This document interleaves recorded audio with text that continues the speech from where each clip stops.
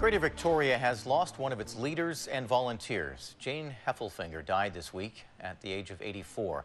She supported many causes and devoted countless hours to healthcare, broadcasting, and of course, the arts. Perhaps most notably, she co-founded Pacific Opera Victoria. A-News reporter Astrid Brownschmidt joins us now with more on how her family and friends will remember her. Astrid? Eric, I heard so many great stories about Jane today. There is so much love for her in our community. It's evident Jane will be greatly missed.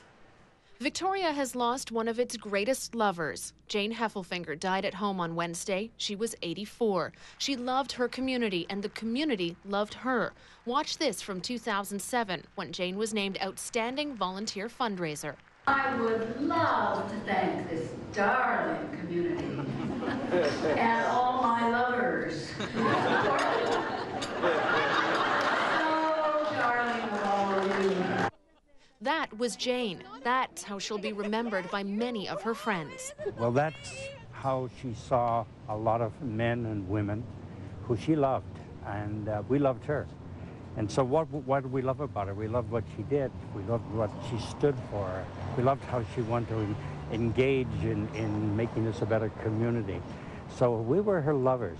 And Jane did. Her passion for the performing arts and outstanding leadership inspired many people to support healthcare, the arts, and broadcasting in Victoria. I think what she did for this community may possibly be matched by one individual one day, but will never be surpassed by anybody.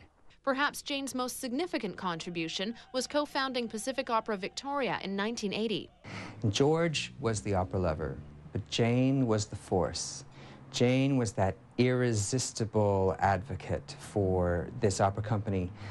And she was not about to see it go down. In 2000, POV was in a financial crisis. Jane insisted the show go on. I loved it so passionately. Within 6 months, she turned a $400,000 deficit into a surplus, and she did it by involving as many people as possible. Any individual that Jane Heffelfinger met would suddenly think that they were the best friend or the most popular person she had ever met. She was most engaging. For all that she did for the community, Jane was also a mother of 5. I feel very lucky that I had her as a mother, and I think my other brothers and sisters do too.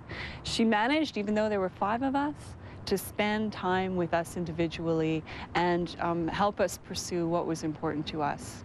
What was important to Jane was living life to its fullest. I can only just carry on her biggest message to all of us, and that is, find something you love and go for it. Follow your passion. And that's what she did, and her community loves her for it.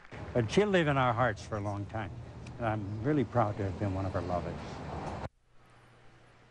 Now, Jane is survived by her husband, George, and her 5 children. A private funeral is scheduled next week, but Jane's daughter, Amanda, says that there will be a public memorial, likely next month. Eric? Astrid Brownschmidt reporting. Thank you, Astrid. You're welcome.